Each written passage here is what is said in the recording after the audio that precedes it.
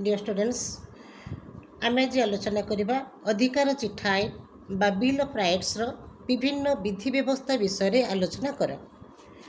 आम already discussion कर सारी लास्ट क्लास रे जे ब्रिटिश सम्राटंकर क्षमता सीमित करने उद्देश्य संसद रे अधिकार आईन पास करा जायथिला। वस्तुतः यह वैधानिक और न्यायिक क्षेत्र में राजांकर स्वेच्छाचारिता अंत कर संसदीय प्रभुत्व स्थापन पर विख्यात अटे। यह इंग्लैंडर सांविधानिक विकास रे सीमा चिन्ह बा माइलस्टोन भाव विवेचित होइछे। तेणु एबे आमे डिटेल्स आलोचना करिबा जे अधिकार चिठा आईन कौन थिला एवं तार कौन कौन व्यवस्था मान रहिथिला। प्रथमतः विधान क्षेत्र में राजांकर स्वेच्छाचारितार विलोप और संसदर प्राधान्य स्थापन पाई केतोडे व्यवस्था रहिला। जेपरिक पॉइंट 1 रे राजांकर आईन को निलंबित और विमोचित करिबार अधिकार समाप्त हैला। 2 रे संसदर अनुमति बिना राजा कौनसी आईन प्रणयन करिपारिबे नाही।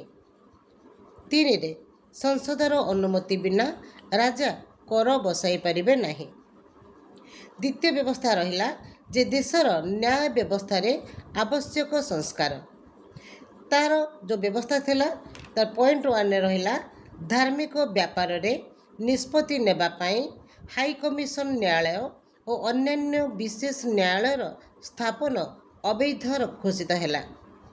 एवं 2 रे जोरिमाना अर्थ अत्यधिक हेबो नाही किंबा अत्यधिक कठोर दंड दियाजिबो नाही।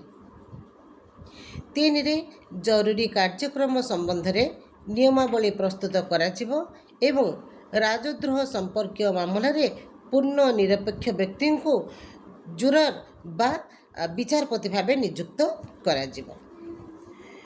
नेक्स्ट पर व्यवस्था रहिला जोटा कि तृतीय व्यवस्था रहिला संसदर विशेष अधिकार रक्षा पाई कौन सब व्यवस्था करा जायथिला। विशेषतः प्रथम रहिला पॉइंट 1 रे संसदीय निर्वाचन स्वाधीन ढंग रे हबो। 2 रे संसद रे भाषण और वितर्क स्वाधीनता रहिबो। मात्र संसदीय कार्य संपर्क रे संसदर बाहर समालोचना करा जिवो नाही। 3 रे आईन कानून प्रणयन और संशोधन पाई संसदर नियमित बैठक आह्वान करा जिवो। चतुर्थतः व्यक्तिर स्वाधीनतार सुरक्षा पाई किछि व्यवस्था करागला।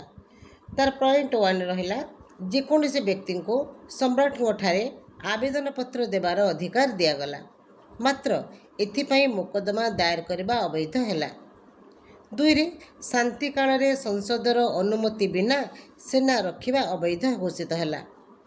3 रे प्रोटेस्टांट नागरिक मानको सेमानकर सुरक्षा पाई अस्त्रशस्त्र रखिबा पाई अनुमति दियागला। 4 रे कौनसी रोमान कैथोलिक व्यक्ति किंबा ताहांकर पति किंबा पत्नी कैथोलिक होइथिबे से राजसिंहासन रे बसी पारिबे नाही। तेणु जो नूतन भाव में संसद रे जो आईन पास करागला, जो अधिकार चिठा आईन पास करागला से यही सब 4टी व्यवस्था रही है। तेणु ये 4टी व्यवस्था रे विभिन्न पॉइंट गुड़िक विषय मुझे आलोचना कली। नेक्स्ट आम आलोचना करबा जो 1832 मसीहार संस्कार आईन कौन थिला। नेक्स्ट क्लास रे डिस्कशन करबा। धन्यवाद।